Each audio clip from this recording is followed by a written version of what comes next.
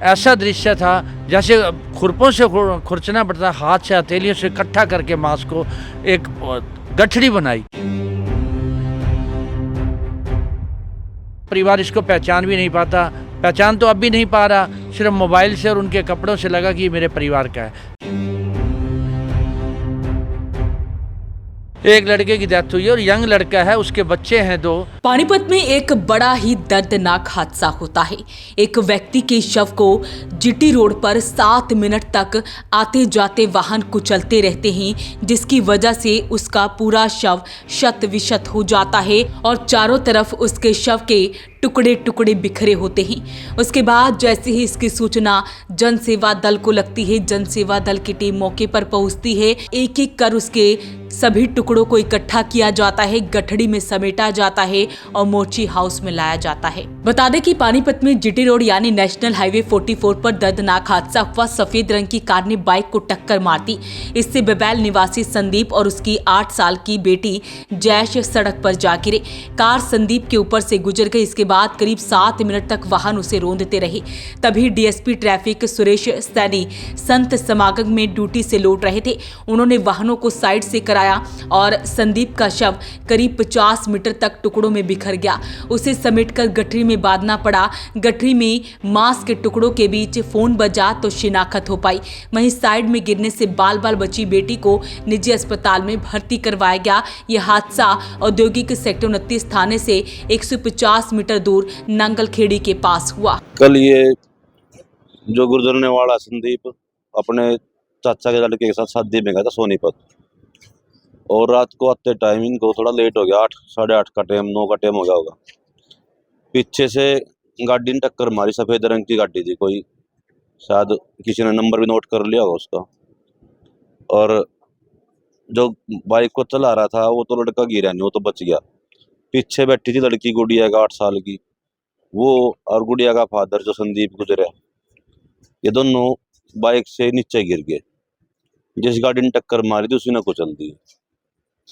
मौके पे लड़का तो संदीप तो एक्सपायर हो गया, वो लड़की फिर हॉस्पिटल में एडमिट करवा रखी है, छोटी सी 8 साल की। जो चलाने वाला था वो बच गया क्योंकि वो गिरा नहीं उस टाइम पर। वो आया तो फिर जो राहगीर थे इन्हें हॉस्पिटल पहुंचवाया। तो संदीप नाम था जी, 37 साल का था गुजरने वाला लड़का। कहाँ पे एक्सीडेंट हुआ? ये शिवा के पास होया, गढ़ी का देश नंगलखेड़ी बोल दो आप, जिट रोड पे, उसके पास एक्सीडेंट। वहीं जनसेवा दल के पदाधिकारी चमन गुलाटी ने बताया कि उन्हें फोन आता है पुलिस द्वारा, जिसके बाद वो मौके पर पहुंचते हैं। जब वो देखते हैं कि शव दूर दूर तक बिखरा था, किसी तरह समेटकर गठरी में बांधा, तभी फोन की घंटी बजी। गठरी खोली तो मांस के टुकड़ों के बीच मोबाइल मिला, जिसके बाद उसकी पहचान हो पाई। रात को 11 बजे मेरे पास पुलिस थाने से फ़ोन आता है कि जीटी रोड पर एक यंग लड़के की मौत हो गई है और जो उसका ऊपर गाड़ियाँ चढ़ गई जिससे वो सारा मांस उसका फैल गया था और वो उस सड़क से चिपक गया था। बड़े दुख की खबर है ये। मगर मैं एक बात आप सभी को यही कहना चाहता हूँ, अगर बाई चांस कहीं भी कोई एक्सीडेंट हो जाता है, एक गाड़ी वाले को नहीं पता लगा तो दूसरे गाड़ी वाले को पता लगता है, तो वहाँ एक बार गाड़ी रोक कर उसके आगे ईंटें लगा दें या ऐसा निशान लगा दें कि कम से कम जाने वाले व्यक्ति की इतनी बुरी हालत ना हो। ऐसा दृश्य था कि जब उसके हमने जैसे खुरपों से खुरचना पड़ता, हाथ से हथेलियों से इकट्ठा करके मांस को एक गठड़ी बनाई और गठड़ी बनाकर हम जब यहाँ सिविल अस्पताल में आए तो उस गठड़ी के अंदर एक मोबाइल की ना हमें बेल सुनाई दी। तो जब यहाँ अगर हमने खोल के देखा तो मोबाइल टूटा हुआ था, बेल आ रही थी, ये नहीं पता था किस घर का है। तो उसका सिम निकाल कर दूसरे मोबाइल में डाला और फिर उनके परिवार तक ये मैसेज भेजा कि एक्सीडेंट हो गया है। अगर ये बात ना होती शायद वो परिवार इसको पहचान भी नहीं पाता, पहचान तो अब भी नहीं पा रहा, सिर्फ मोबाइल से और उनके कपड़ों से लगा कि ये मेरे परिवार का है। 37 वर्षीय वो लड़का है और बेबैल गांव का रहने वाला है। सोनीपत शादी पे वो गए थे और वापस लौट रहे थे, तो उनके साथ उनके भाई और इनकी बेटी जो बाइक चला रहे थे, उनका भाई, वो पीछे से किसी ने टक्कर मारी और ये गिर गया, इसके ऊपर से गाड़ी पार हो गई। मगर उसे ये नहीं पता लगा कि मेरे भाई, उनको चोटें लग गई थी, उनको हॉस्पिटल ले गए, मगर उन्हें ये नहीं पता था कि मेरे भाई की डेथ हो चुकी है। तो मैं ये कहता हूँ जहाँ तक ये हमारी वीडियो जा रही है, जो इसको देख रहा है तो कम से कम गाड़ी चलाने वालों से एक ही मेरी प्रार्थना है, कहीं भी कोई ऐसा एक हादसा हो जाता है, एक गाड़ी वाले को नहीं पता है, दूसरी गाड़ी वाले को पता लग जाता है, वो स्पेशल रुक के मानवता के नाते वहाँ पर ईंटें लगाए ताकि कोई गाड़ियाँ उसको और ना रोंदें और ना कुचलें, इस तरह व्यक्ति की बुरी हालत ना हो। देखिए कल परसों आप रात में गए भी थे, एक्सीडेंट हुआ था, तो जब आप बता रहे हैं कि जो बॉडी के पार्ट्स थे वो समेटने पड़े, तो किस प्रकार की समस्या है, क्योंकि ट्रैफिक भी चल रही थी? ट्रैफिक रुकवाया गया, पुलिस द्वारा ट्रैफिक रोक के ट्रैफिक को डिवर्ट किया गया, दूसरी तरफ किया गया, नहीं तो वहाँ तो एक सेकंड भी कोई नहीं खड़ा है।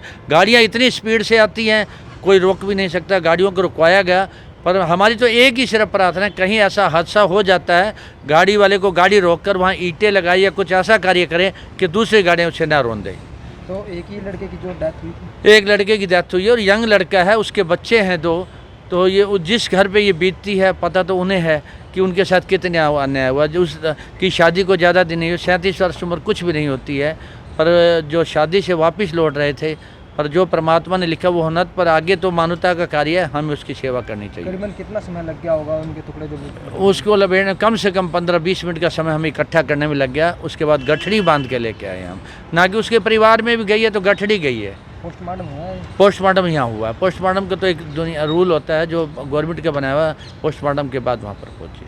तो एक बड़ा ही दर्दनाक हादसा हुआ है, बेटी बाल बाल बच जाती है, पिता की मौत हो जाती है। वॉइस ऑफ पानीपत के लिए सूरज शर्मा के साथ कुलवंत सिंह की रिपोर्ट।